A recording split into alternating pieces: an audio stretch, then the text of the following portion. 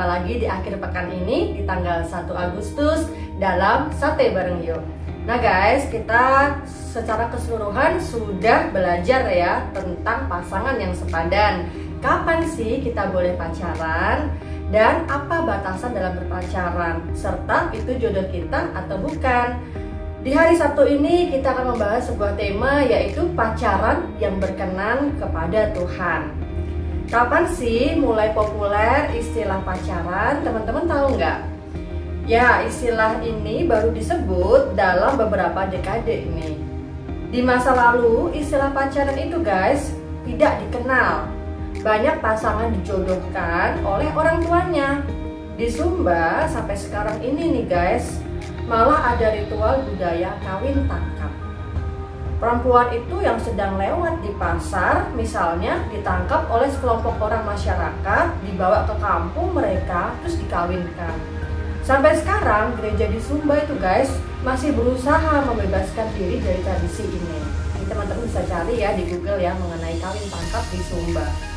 Nah, tapi di era modern ini pacaran sudah bergeser maknanya jauh lagi. Karena bisa juga dilakukan secara virtual. Apa sih maksudnya? Tak jarang orang tuh berkenalan loh guys dengan pasangan awalnya lewat media sosial.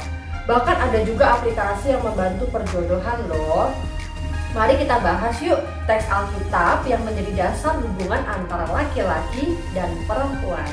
Kita buka dari Kejadian 1 ayat 27 dan 28. Firman Tuhan berbunyi demikian. Maka Allah menciptakan manusia itu menurut gambarnya. Menurut gambar Allah diciptakannya dia, laki-laki dan perempuan diciptakannya mereka. Allah memberkati mereka. Nah guys, pacaran itu adalah suatu proses di mana seorang laki-laki dan perempuan menjajaki kemungkinan adanya kesepadanan di antara mereka berdua yang dapat dilanjutkan ke dalam jenjang perkawinan.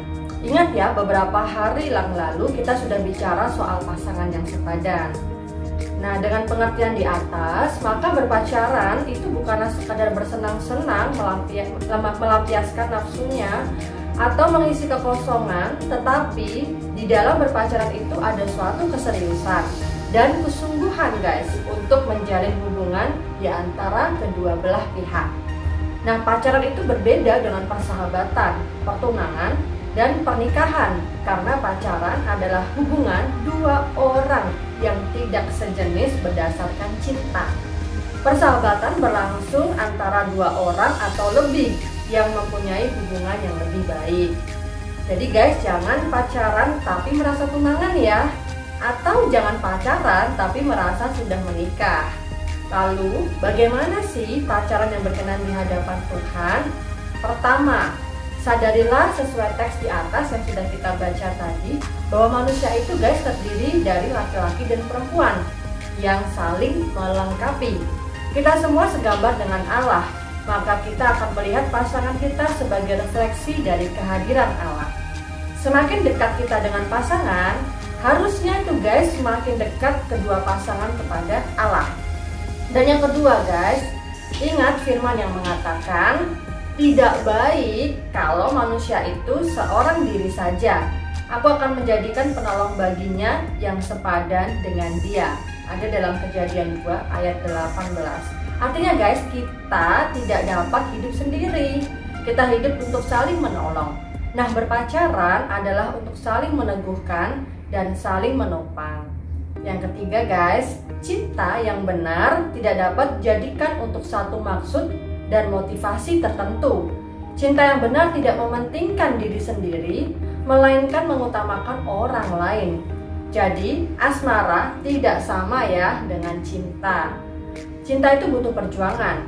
Lihat saja bagaimana Yakub mendapatkan Rahel. Setelah ia bekerja dengan penuh kesungguhan selama 7 tahun 7 hari. Tetapi ia harus menambah selama 7 tahun lagi. Ini membutuhkan suatu ketabahan atau kesabaran yang luar biasa. Nah guys, cinta adalah anugerah Tuhan dan kasih adalah ajaran utama Tuhan. Bahkan Tuhan itu sendiri adalah kasih. Cinta harus ditunjukkan dalam 4 unsur, yaitu care, responsibility, respect, dan knowledge. Dan yang keempat, bangun komitmen ya, yaitu kebersamaan dan keterbukaan. Kedua belah pihak haruslah berkomitmen untuk saling mempercayai sehingga tercipta keterbukaan. Dengan demikian, kedua belah pihak dapat saling mendukung dalam mengembangkan diri. Keduanya harus bertumbuh secara sosial, emosional, dan rohani. Dan yang kelima, yang terakhir guys, berdoalah senantiasa. Biasakan sama-sama mengucap syukur dan lakukanlah segala sesuatu berdasarkan iman. Setiap langkah dalam pacaran mempunyai dimensi ke atas, yaitu tanggung jawab kepada Tuhan. Guys, selamat berproses ya, menjadi pasangan yang berkenan kepada Tuhan. Tuhan Yesus memberkati. Guys, itu tadi renungan kita pada pagi hari ini. Mari kita belajar untuk bagaimana berpacaran yang baik, yang berkenan dan yang kudus di hadapan Tuhan, dan tahu apa saja batas-batas dalam berpacaran. Nah, untuk menutup renungan kita pada pagi hari ini, mari kita berdoa. Tuhan, terima kasih atas hari yang indah yang telah Kau berikan kepada kami pada pagi hari ini. Terima kasih Tuhan karena kami semua boleh mendengarkan saat teduh renungan pada pagi hari ini. Tuhan, tolong kami dan ajarkan kami Tuhan bagaimana berpacaran yang baik ya Tuhan, dan juga tahu pada suatu apa saja yang kami tidak boleh lewati pada saat kami berpacaran. Terima kasih Tuhan, di dalam nama Yesus kami berucap syukur, amin. Jangan lupa guys, besok kita akan ada ibadah online di channel ini ya. Jadi jangan lupa untuk ibadah besok ya. Terus di hari Senin nanti kita juga bakal ada satu lebaran lagi di channel ini ya. Yuk, mari kita bagikan materi satu tuh ini ke teman-teman yang lainnya supaya semakin banyak orang mendapatkan berkat. Kalian punya pergumulan dan pernyataan, yuk DM Insta Youth GKI Kanaan dan dengerin juga podcast Youth GKI Kanaan. Jangan lupa hari ini kita akan ada Zoom Fellowship jam 7 malam. Nah, untuk linknya akan di-share di grup WA teman-teman ataupun di grup lain teman-teman. Jangan lupa untuk joinnya. Have a blessed weekend. Tuhan Yesus memberkati.